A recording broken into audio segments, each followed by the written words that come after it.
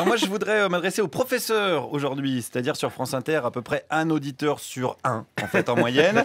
Alors écoutez bien les profs, on arrête de tailler son collier de barbe et de repasser son pull de la Camif et on se concentre, car ce matin avait lieu un grand colloque organisé par l'Académie des sciences morales et politiques. Rien que dans le nom de l'Académie, on sent qu'il y a un fort potentiel de blague. Ah oui. Attendez, c'est pas fini, c'est une académie qui est présidée par Michel Pébreau, ancien dirigeant de la BNP. Et bim, on double le potentiel de blague. Et c'est une académie qui se réunissait pour débattre de la place de l'économie dans les programmes scolaires. Fin de la blague. Je suis passionné. Voilà. Et attendez, ce n'est que le début. Claude, accrochez-vous, on y va. J'y suis allé pour interroger les participants. On commence avec un directeur de lycée technique privé. Qu'est-ce qu'il faisait là ? Eh bien, tout simplement parce que j'y étais invité. J'y ai été invité par l'association Jeunesse Entreprendre. D'accord. Monsieur Yvon Gattaz. Ah, attendez, ça me dit quelque chose, ça. Gattaz, c'était pas un fabricant de pins il y a quelques temps? Ah ouais, les fameux pins, 1 million d'emplois. Hein, on connaît la suite, personne n'a voulu des pins. Pierre Gattaz s'est assis dessus, mais c'est les chômeurs qui ont eu mal au cul. Eh bien, Yvon Gattaz, c'est l'ancien président du MEDEF qui s'appelait à l'époque le CNPF. Et Pierre, c'est son fiston, figurez-vous. Ah, la belle méritocratie à la française, comme on l'aime. Alors, ce directeur de lycée, qu'est-ce qu'il veut pour les programmes scolaires? Eh bien, il faut déconnecter l'enseignement de l'économie dans l'enseignement général de l'idéologie, tout simplement. Mais de quelle idéologie vous parlez alors? Oh non, je parle de rien du tout. Bah, si vous venez de dire il y a une idéologie. C'est ce qui a été dit tout à l'heure. Il faut que alors laquelle? Il n'y a pas d'idée.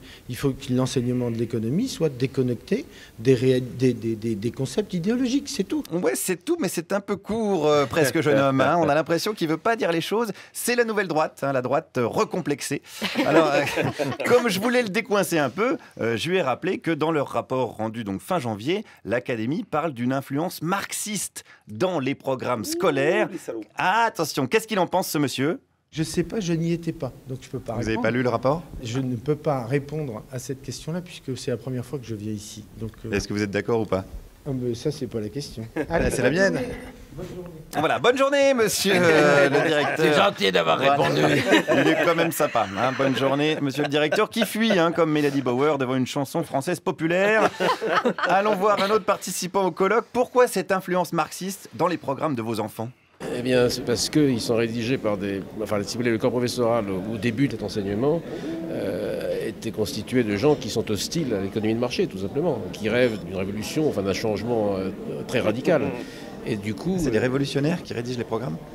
Il ne vous a pas échappé que le pouvoir appartient dans l'éducation nationale depuis 100 ans à la gauche. Eh oui, et j'ai vérifié, c'est vrai. Depuis 100 ans, le pouvoir de l'éducation nationale appartient à la gauche. Luc Châtel, Xavier Darcos, Gilles de Robien, René Monory, hein, pour n'en citer que quelques-uns, des gauchistes patentés au service de la propagande crypto-léniniste, les brigades rouges du tableau noir, bien évidemment, avec le résultat qu'on connaît, hein, d'ailleurs, une France communiste depuis des dizaines et des dizaines d'années. Heureusement que l'Académie des sciences morales et politiques est là. D'ailleurs, pour ce participant, qu'est-ce que le marxisme? Si vous voulez, le marxisme, c'est une théorie, mais c'est aussi une vision du monde qui va au-delà de la théorie, enfin, qui est une hostilité, en tout cas. Je ne sais pas s'ils sont marxistes. Ils sont peut-être pas assez cultivés pour savoir exactement ce que c'est que le marxisme, en plus. Ceux qui rédigent les programmes? Oui. Eh oui, ceux qui rédigent les programmes sont des cons, hein, on est bien d'accord. Moi, je donnerais les manuels d'histoire directement à Robert Forisson, les programmes de sport à Alex Vizorek, ceux d'économie à Pierre Gattaz, enfin lui ou sa famille, hein, parce qu'on a compris, il y avait un talent héréditaire. Alors, à propos de la famille Gattaz, qu'est-ce qu'il faisait là, cet autre monsieur? Parce que j'étais invité, j'ai aucun... Qui vous a invité? Yvon Gattaz, c'est mon cousin, alors ça facilite les invitations. Ah, vous êtes de la famille Gattaz? Oui. Eh ben oui, pourquoi s'emmerder? Dans la famille Gattaz, je demande le cousin. Putain, c'est plus une académie, c'est un jeu de cette famille, le truc. Il manque plus que le chien pour le dossier économie et croquettes.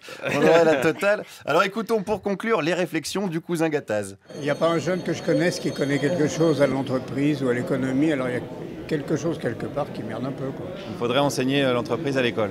Je pense qu'on pourrait facilement enseigner l'entreprise comme la vie. Et il y a des gens qui y travaillent, il y a un produit, c'est comme une famille. Et je crois qu'on pourrait l'enseigner comme ça, mais aujourd'hui... C'est beau ça, enseigner l'entreprise comme la vie. C'est beau, hein. Ah, c'est très beau, c'est très très beau. Hein. Ça me donne envie de me crever les yeux avec un portrait d'Alain Madelin. Et ça m'inspire une réflexion. Si on arrêtait de mettre de l'argent public dans des académies à la con, peut-être on pourrait enfin parler d'économie et surtout on pourrait en faire.